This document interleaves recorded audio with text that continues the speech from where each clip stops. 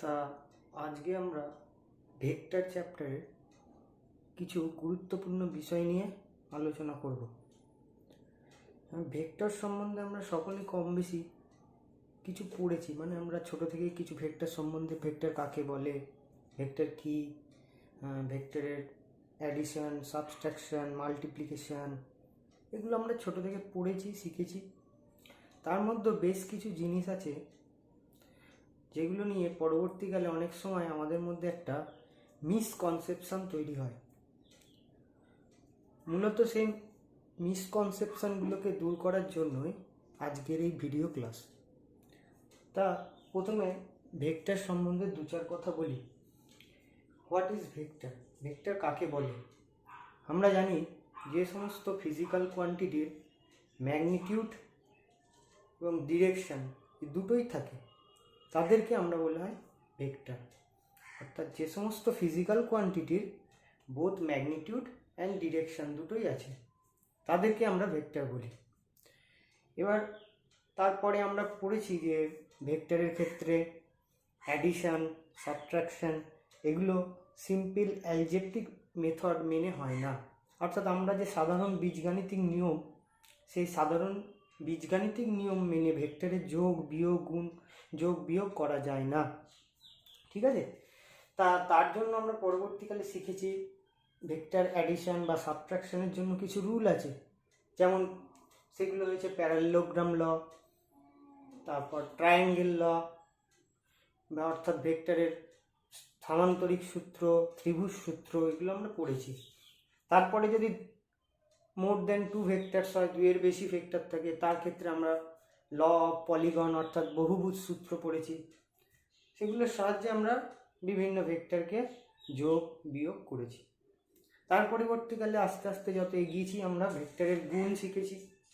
Vector multiplication, vector multiplication কি, তার মধ্যে আমরা পড়েছি দুটো টাইপ, একটা হচ্ছে স্কেলার মাল্টিপ্লিকেশন আর একটা ভেক্টর মাল্টিপ্লিকেশন। অর্থাৎ স্কেলার মাল্টিপ্লিকেশন বলতে ভেক্টরের ডট প্রোডাক্টটাকে আমরা বলছি যে ভেক্টরের স্কেলার মাল্টিপ্লিকেশন। কারণ ডট প্রোডাক্ট করে আমরা কি পাই? ডট প্রোডাক্ট করে আমরা স্কেলার কোয়ান্টিটি পাই। আর ভেক্টর মাল্টিপ্লিকেশন বলতে অর্থাৎ ভেক্টরের যেটাকে আমরা বলি ভেক্টর ক্রস প্রোডাক্ট, সেই ক্রস প্রোডাক্ট করে আমরা ভেক্টর কোয়ান্টিটি পাই, ফাইনাল রেজাল্টটা, তাই সেটাকে বলা হয় যে ভেক্টর মাল্টিপ্লিকেশন।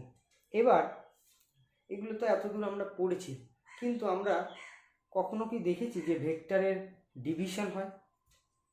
এটা কখনো আমরা দেখিনি। যে আমরা বইয়েতেও যখন প্রবলেম করার সময় আমরা ভেক্টর অ্যাডিশন করেছি, সাবট্রাকশন করেছি, মাল্টিপ্লিকেশন করেছি, কিন্তু কখনো ভেক্টরের ডিভিশনটা করিনি। এবার আমাদের মনে প্রশ্ন আসবে যে কেন আমরা ভেক্টর ডিভিশনটা করি না। অনেক সময় আমরা শুনে থাকি যে ভেক্টরের ডিভিশন এক্সিস্ট করে না, অর্থাৎ ভেক্টরের ডিভিশন হয় না, তাই ভেক্টরের ডিভিশন করা হয় না। তার কারণটা এবার আমরা আজকে শিখে নেব যে কেন ভেক্টরের ডিভিশনটা এক্সিস্ট করে না। কি এই কথাটা কি সবসময় সত্য যে ভেক্টরের ডিভিশনটা এক্সিস্ট করেই না একদম? না, এটা সবসময় আবার সত্য নয়। কিছু বিশেষ কন্ডিশন আছে, কিছু স্পেশাল কন্ডিশন আছে, যে ক্ষেত্রে দেখব ভেক্টরের ডিভিশনটা এক্সিস্ট করে। আবার কোনো কোনো ক্ষেত্রে দেখব যে ভেক্টরের ডিভিশন এক্সিস্ট করে না। সব ক্ষেত্রেই যে ভেক্টরের ডিভিশন এক্সিস্ট করবে না সেটা কিন্তু একদম সত্য নয়। তাহলে আমরা এই জিনিসগুলো নিয়েই আমরা আজকে একটু আলোচনা করব।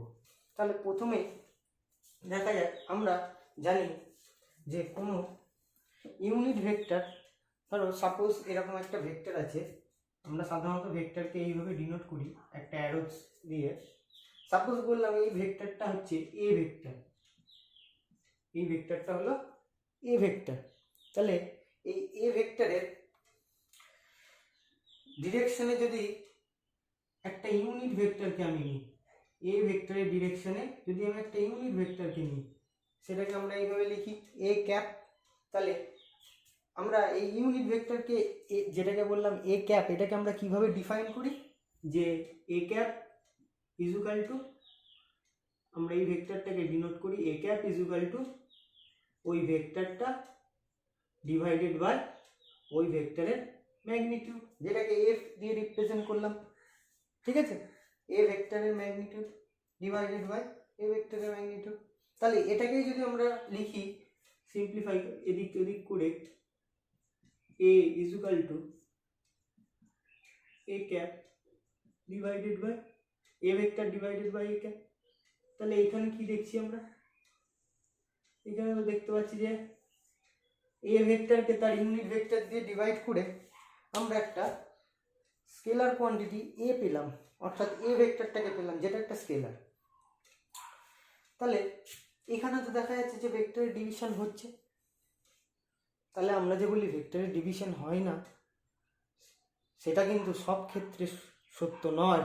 তাহলে দেখা যাচ্ছে এই ক্ষেত্রে ভেক্টরের ডিভিশন এক্সিস্ট করছে, যে কোনো ভেক্টরকে তার ইউনিট ভেক্টর দিয়ে ডিভাইড করলে আমরা জানি সেই ভেক্টরটাকে ফিরে পাই, অর্থাৎ সেই ভেক্টরটার ম্যাগনিটিউডটাকে পাই, তাই তো? তাহলে সবাই যে বলে যে ভেক্টরের ডিভিশন এক্সিস্ট করে না, তাহলে আমরা দেখি কোন কোন ক্ষেত্রে ভেক্টরের ডিভিশন এক্সিস্ট করে না, এই কথাটা বলা হয় কেন, বা এগুলো কোন কোন সময় ভেক্টরের ডিভিশনটা এক্সিস্ট করে না, সেটা এবার আমরা দেখব। দেখো, আমরা যদি একটা আমরা প্রথমে দুটো ভেক্টরকে নিলাম, দুটো ভেক্টর, সাপোজ একটা ভেক্টর এ আর একটা ভেক্টর বি, একটা ভেক্টর এ একটা ভেক্টর বি, দুটো ভেক্টর রয়েছে। সাপোজ এদের মধ্যে অ্যাঙ্গেলটা বলে দিয়েছে theta, theta 1 is the angle between two vectors a and b। তাহলে এখানে দেখো, a আর b কে নিয়ে আমি যদি একটা প্যারালেলোগ্রাম ড্র করি, a আর b কে নিয়ে আমরা যদি একটা প্যারালেলোগ্রাম ড্র করি, প্রথমে আমরা একটা প্যারালেলোগ্রাম ড্র করি।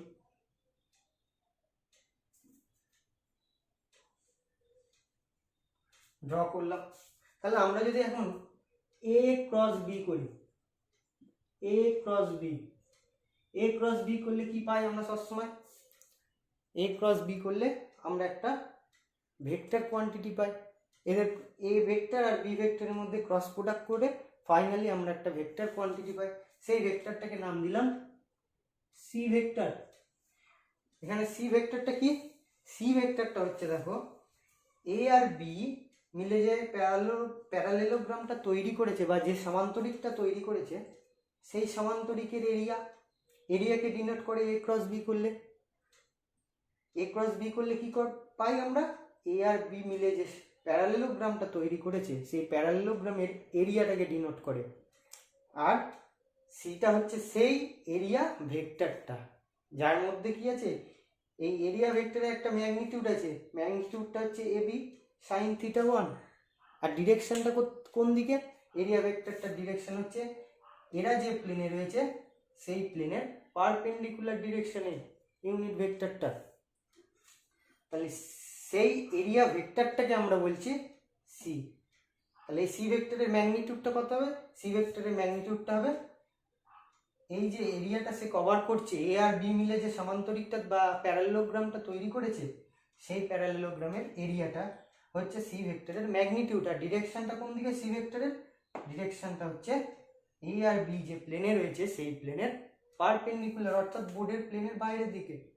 বুঝে গেল? এবার এটা তো হলো। তাহলে এখান থেকে আমরা যদি করি b is equal to c vector divided by a vector।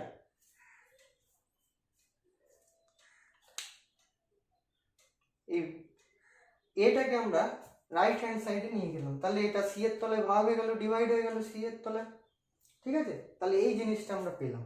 এবার আমরা আরেকটা কেস আলোচনা করি। দেখো, এখানে আমরা আরেকটা একইভাবে আমরা দুটো ভেক্টরকে আবার নিচ্ছি,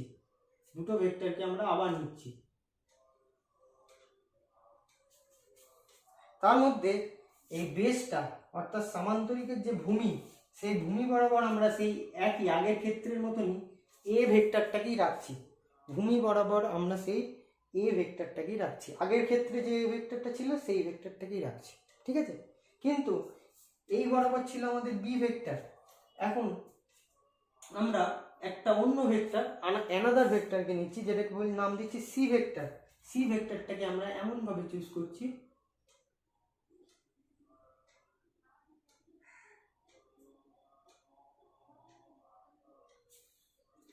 সি ভেক্টরটাকে আমরা এইভাবে চুজ করি। আর একটুখানি জিনিসটা বুঝিয়ে রাখি,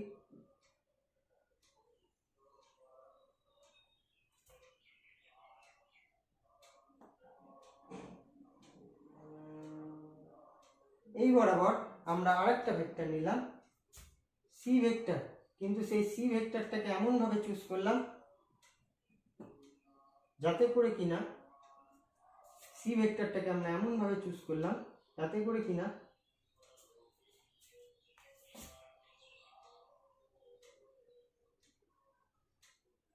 এই যে অ্যানাদার ভেক্টর সি নিলাম, সি বলবো না, আগের ক্ষেত্রে আমরা এখানে নাম দিয়েছিলাম সি বলে একটা, তাই এক্ষেত্রে এটাকে নাম দিচ্ছি আমরা ডি, ডি ভেক্টর। এবার এখানে এ ভেক্টর আর ডি ভেক্টরের মধ্যে অ্যাঙ্গেলটা চেঞ্জ হয়ে গেছে, θ2 হয়ে গেছে। আগের কেসে ছিল θ1, এক্ষেত্রে হয়ে গেছে θ2। কিন্তু আমরা এই যে দুটো ভেক্টরকে নিলাম, এরা তো আবার একটা কি করবে, এই দুটো ভেক্টর মিলে আর একটা প্যারালেলোগ্রাম তৈরি করতে পারে না?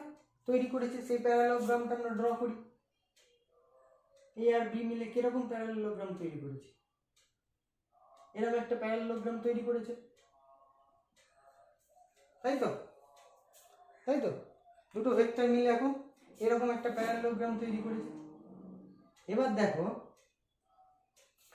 দেখো এরা দুজনা যে প্যারালেলোগ্রামটা তৈরি করেছে, এদের এক্ষেত্রে প্যারালেলোগ্রামের এরিয়া কি ছিল? সবসময় আমরা জানি যে একটা প্যারালেলোগ্রামের এরিয়া হয় তার base into height, base into height, এটা করলে আমরা একটা প্যারালেলোগ্রামের এরিয়াকে পাই। তাহলে এক্ষেত্রে বলো তো এরিয়াটা কত হবে? এক্ষেত্রে দেখো বেসটা কিন্তু একই আছে, আগের মতনই। এক্ষেত্রে বেসটা যা, আগের ক্ষেত্রে বেসটা তাই ছিল, একই, বেসটা একই। এবার বলো তো হাইটটা সেম কিনা? দেখা যাচ্ছে, দেখো এখানে যদি আমি হাইটটা নিই, এর যা হাইট ছিল, এর যা হাইট পাচ্ছি, আগের কেসেও কিন্তু এর হাইটটাও একই ছিল, তাই না? দুটো ক্ষেত্রেই কিন্তু হাইটটা সেম। আমরা ছবিটা এমন ভাবে আঁকলাম যাতে কিনা দুটো ক্ষেত্রেই হাইটটা সেম হয়। দুটো ক্ষেত্রে কি হাইটটা সেম হয়েছে, প্যারালেলোগ্রামটার হাইটটা সেম হয়েছে, আবার কি সেম, বেসটা সেম। তাহলে বলতে পারি এই প্যারালেলোগ্রামের যা এরিয়া, এই প্যারালেলোগ্রামের একই এরিয়া, ঠিক আছে? এর যা এরিয়া হবে এরও এরিয়া তাই হবে। কেন? প্যারালেলোগ্রামের এরিয়াকে কি দিয়ে আমরা ডিফাইন করি? আমরা ডিফাইন করি যে একটা প্যারালেলোগ্রামের এরিয়া ইজ ইকুয়াল টু প্যারালেলোগ্রামটার বেস ইন্টু প্যারালেলোগ্রামের হাইট। এই দুটো ক্ষেত্রে দেখা যাচ্ছে প্যারালেলোগ্রামটার এরিয়াটা সেম হয়ে যাচ্ছে। তাহলে বলতে পারি এক্ষেত্রে, আগের ক্ষেত্রে আমরা এরিয়া ভেক্টরটাকে নাম দিয়েছিলাম সি, তার মানে এক্ষেত্রেও এরিয়া ভেক্টরটা হবে কি, সি হবে, সি ভেক্টরই হবে। কেন? কারণ দুটো ক্ষেত্রেই প্যারালেলোগ্রামটার এরিয়া সেম, অর্থাৎ এরিয়া মানে সি ভেক্টরের ম্যাগনিটিউড বলেছিলাম, অর্থাৎ এরিয়া ভেক্টর যেটাকে আমি সি নাম দিয়েছিলাম সেই ভেক্টরটার ম্যাগনিটিউডটা হয়েছিল এই প্যারালেলোগ্রামটার এরিয়া। তাহলে এই প্যারালেলোগ্রামটার এরিয়াও আগেরটার সঙ্গে সেম, তাহলে এটাও বলতে পারি সি ভেক্টরের ম্যাগনিটিউড। সি ভেক্টরের ম্যাগনিটিউড হয়েছিল এটার এরিয়া, তাহলে এই ক্ষেত্রে এরিয়াটা সেম যেহেতু, তাহলে বলতে পারি এর যে এরিয়া পাবো সেটাই সি ভেক্টরের ম্যাগনিটিউড বা মান। অ্যান্ড ডিরেকশন, দেখো এর ক্ষেত্রেও এরা যে প্লেনে ছিল তার পারপেন্ডিকুলার প্লেনে ছিল এরিয়া ভেক্টরের ডিরেকশনটা। এক্ষেত্রেও দেখো ডিরেকশনটা এদের পারপেন্ডিকুলার প্লেনে থাকবে, আবার ম্যাগনিটিউডটাও দেখা যাচ্ছে এরিয়ার সেম। তাহলে বলতে পারি এক্ষেত্রে যে এরিয়া ভেক্টরটা আমি ইউজ করেছি এক্ষেত্রেও একই এরিয়া ভেক্টর পাবো। তাহলে এ ক্রস ডি এটা করে আমরা কি পাবো, আগের ভেক্টরটা সি ভেক্টরই পাবো, তাই তো? তাহলে এবার দেখো জিনিসটা কত সুন্দর মজার। তাহলে এখান থেকে আমরা কি পাই, D is equal to C divided by A. এটাকে রাইট হ্যান্ড সাইডে আমরা নিয়ে চলে গেলাম, নিয়ে গিয়ে আমরা এটা লিখলাম। তাহলে দেখো তো কি পেলাম, D vector is equal to C divided by, তাই তো? তাহলে এই দুটো কেসকে কম্পেয়ার করো, দেখো আমার একটা ভেক্টর সি ছিল, তাকে এ ভেক্টর দিয়ে ডিভাইড করে আমি বি ভেক্টর পাচ্ছি, কিন্তু সেকেন্ড কেসে দেখো তো সেই সি ভেক্টরকে আমি এ ভেক্টর দিয়ে ডিভাইড করছি, কিন্তু অ্যানাদার ভেক্টর ডি পাচ্ছি, অন্য ভেক্টর পাচ্ছি, তাই তো? তাহলে দেখো তো দুটো ভেক্টরকে আমরা যখন ডিভাইড করছি, সি ভেক্টর আর এ ভেক্টর, এই দুটোকে আমরা যখন ডিভাইড করছি, তখন আমরা কি এক্স্যাক্ট রেজাল্ট কোনটা হবে সেটা কি আমরা বলতে পারবো? কেন? একবার পাচ্ছি বি ভেক্টর, একবার পাচ্ছি ডি ভেক্টর, একবার সি আর এ ভেক্টরকে ডিভাইড করে পাচ্ছি বি ভেক্টর, তার অন্য কেসে দেখা যাচ্ছে সি আর এ ভেক্টরকে ডিভাইড করে পাচ্ছি ডি ভেক্টর, অন্য ভেক্টর। তাহলে আমরা তো দুটো ভেক্টরকে যদি ডিভাইড করি দেখো, তাহলে তো আমি এক্স্যাক্টলি বলতে পারবো না যে রেজাল্ট ডি ভেক্টরই হবে কিংবা বি ভেক্টরই হবে। এক সময় পাচ্ছি বি ভেক্টর, অন্য সময় পাচ্ছি ডি ভেক্টর, রেজাল্টটা বিভিন্ন সময় ডিফারেন্ট পাচ্ছি। তাহলে আমরা তো ভেক্টর ডিভিশনের ক্ষেত্রে ডিভিশন করলে এরকম দুটো ভেক্টরকে যদি ডিভিশন করি মানে ডিভাইড করি, তাহলে তো এক্স্যাক্ট রেজাল্ট কত হবে সেটা তো আমরা এখানে বলতেই পারবো না, বা গেস করতেও পারবো না, অনুমান করতেও পারবো না কত হবে, তাই না? সেই জন্য বলা হয় দুটো ভেক্টরের ডিভিশন কখনো এক্সিস্ট করে না, ঠিক আছে? কিন্তু এই যে সবার প্রথমেই যে আমি বললাম এক্ষেত্রে ভেক্টরের ডিভিশনটা হচ্ছে, তাহলে এর পিছনে কারণটা কি? কারণ হচ্ছে দেখো এখানে এ ভেক্টরকে আমি এ ক্যাপ, অর্থাৎ এ ভেক্টরের ডিরেকশনের ইউনিট ভেক্টর এ ক্যাপ দিয়ে ডিভাইড করেছিলাম, তাই তো? তার মানে কি এ ভেক্টরের ডিরেকশন যা, এ ক্যাপের ডিরেকশনও সেই দিকেই তো, নাকি অন্য দিকে? সেই দিকে। তাহলে দুটো ভেক্টরকে আমি ডিভাইড করছি, তাই ভেক্টর দুটো কিরকম? সেই ভেক্টর দুটো ইউনিডিরেকশনাল, একই দিকে। তাহলে আমরা বলতে পারি যদি দুটো ভেক্টর ইউনিডিরেকশনাল হয় তাদেরকে ডিভাইড করে আমরা একটাই রেজাল্ট পাবো। দেখো A cap, A vector divided by A cap, একে ডিভাইড করে কি এই ডিভিশনটা করে কি অন্য রেজাল্ট আমি কখনো পেতে পারি? এখানে কি অ্যানাদার রেজাল্ট পেতে পারি? এর জায়গায় বি, বি এর বা সি, এর পরিবর্তে বি বা সি, এরকম কোনো রেজাল্ট পেতে পারি না? পেতে পারি না। কেন? আমরা সবসময় A vector divided by A cap করলে এ ভেক্টরের ম্যাগনিটিউডটাই পাবো, অন্য কোনো ভেক্টরের ম্যাগনিটিউড এখানে আসবে না, তাই তো? তাহলে এখানে দেখো আমি সবসময় একটাই রেজাল্ট পাবো, এখানে রেজাল্টটা এ ছাড়া, এর ম্যাগনিটিউড ছাড়া আর অন্য কিছু হবে না। তাই আমরা বলতে পারি যে দুটো ভেক্টর যদি ইউনিডিরেকশনাল হয় তাহলে সেক্ষেত্রে ভেক্টরের ডিভিশন এক্সিস্ট করবে, কারণ আমি এক্স্যাক্টলি রেজাল্টটা বলতে পারবো যে এ ভেক্টরকে এ ক্যাপ দ্বারা ডিভাইড করলে আমি এই পাবো, এটা সবসময় পাবো, ঠিক আছে? কিন্তু এই দুটো কেসে দেখা যাচ্ছে একবার সি ভেক্টরকে এ ভেক্টর দিয়ে ডিভাইড করলে আমরা একবার প্রথমে পাচ্ছি বি, আবার সেই সি ভেক্টরকে এ ভেক্টর দিয়ে ডিভাইড করে পরে পাচ্ছি আবার ডি ভেক্টর, অন্য ভেক্টর। তাহলে আমি এক্স্যাক্টলি বলতে পারছি না যে আমি কত পাবো রেজাল্টটা, তাই তো? সেটা বলতে পারছি না। সেই কারণের জন্যই কেন এবার আমাদের প্রশ্নটা হবে এক্ষেত্রে আমরা কেন বলতে পারছি না, এক্ষেত্রে কেন বলতে পারছি? দেখো এক্ষেত্রে এ ভেক্টর আর এ ক্যাপ ভেক্টর, অর্থাৎ ইউনিট ভেক্টর এ ক্যাপ, তার দুজনের ডিরেকশনটা একই ছিল, তারা ইউনিডিরেকশনাল ছিল। কিন্তু এক্ষেত্রে চলে যাও, এক্ষেত্রে এ ভেক্টর আর এ ভেক্টর বলো বি ভেক্টর বলো, এদের ডিরেকশন কি একই দিকে? না, এরা ইউনিডিরেকশনাল নয়, এরা ডিফারেন্ট ডিরেকশনে যাচ্ছে, এরা একই ডিরেকশনে নয়। সিমিলারলি এই কেসেও এই দুটো ভেক্টরের কথা দেখবো, ধরো এই দুটো ভেক্টরও কিন্তু ইউনিডিরেকশনাল নয়, দেখো এরা দুটো বিভিন্ন দিকে চলে যাচ্ছে, এদের ডিরেকশনগুলো সেম নয়, ঠিক আছে? তাহলে যদি কোনো ভেক্টর, যখন কোনো দুটো ভেক্টর ইউনিডিরেকশনাল হবে না তখন তাদেরকে ডিভাইড করে তাদের রেজাল্ট আমরা সেম পেতে পারি না, বোঝা গেল? এক্ষেত্রে ভেক্টরগুলো কিন্তু ইউনিডিরেকশনাল নয়। এখানে এ ভেক্টর বলো, বি ভেক্টর বলো, সি ভেক্টর বলো, কোনো ভেক্টরটাই ইউনিডিরেকশনাল নয়। সি ভেক্টর হচ্ছে এদের এই ভেক্টরগুলো যে প্লেনে রয়েছে তার পারপেন্ডিকুলার প্লেনে আছে সি ভেক্টরটা, সেটা কখনোই এ ভেক্টর বলো। এ ভেক্টর আর সি ভেক্টরের কথা ভাবি, সি ভেক্টর এদিকে চলে গেছে, বাইরের দিকে বেরিয়ে এসছে এইদিকে, আর এ ভেক্টর গেছে এদিকে, তাহলে কখনোই ইউনিডিরেকশনাল নয়। তাহলে যদি দুটো ভেক্টর ইউনিডিরেকশনাল না হয় তাহলে তাদেরকে কখনোই আমরা ডিভিশন করতে পারবো না। কিন্তু যদি দুটো ভেক্টর ইউনিডিরেকশনাল হয় তাহলে সব সময় তাদেরকে আমি ডিভিশন করতে পারবো।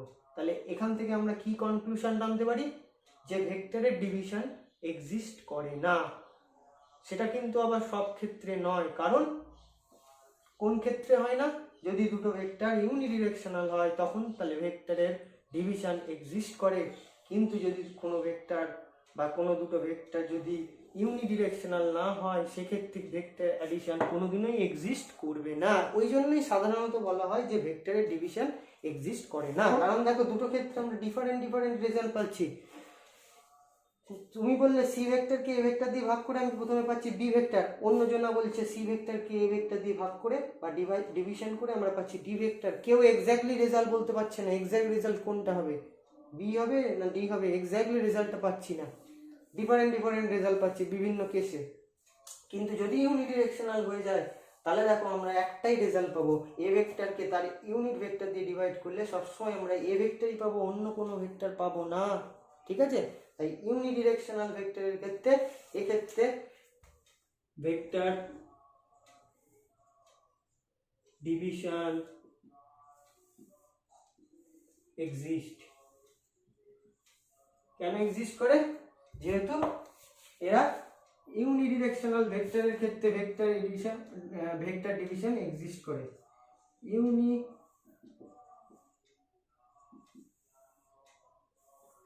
ইউনিডিরেকশনাল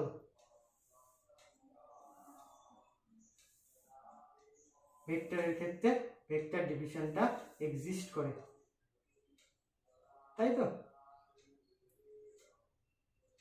ইউনিডিরেকশনাল ভেক্টরের ক্ষেত্রে ভেক্টরের ডিভিশনটা এক্সিস্ট করবে।